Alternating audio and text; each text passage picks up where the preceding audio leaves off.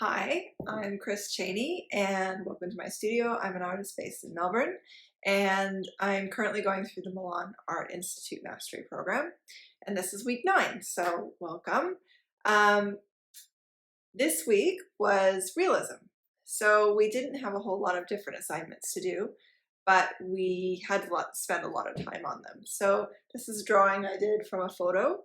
Um, and I'm actually quite impressed with how it came out. I actually really enjoyed doing it, I think because it was a portrait. And I quite like the way the little shadows came out.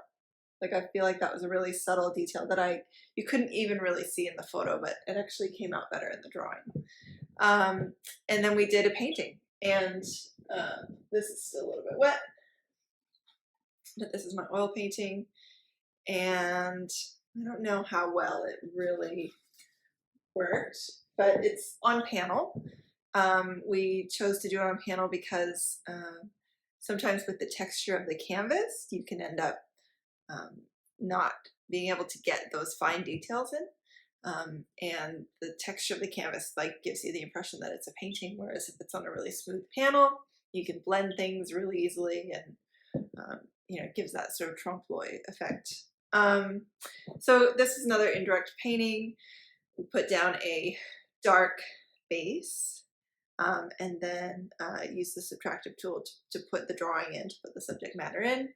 And then we did glaze and then opaques over the top. So it's the same process that we've been practicing these last few weeks, but we just had to try and take it to the next level and spend a lot of time on it and try and make it really, really realistic. I had a problem with my brushes because I don't have a whole lot of tiny little brushes, and I had some that I use for acrylic for tiny details, and using them for these oils, I'm not sure what kind of brush it was.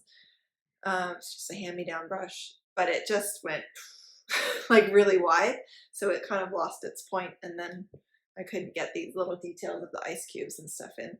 So I guess your materials and tools are important.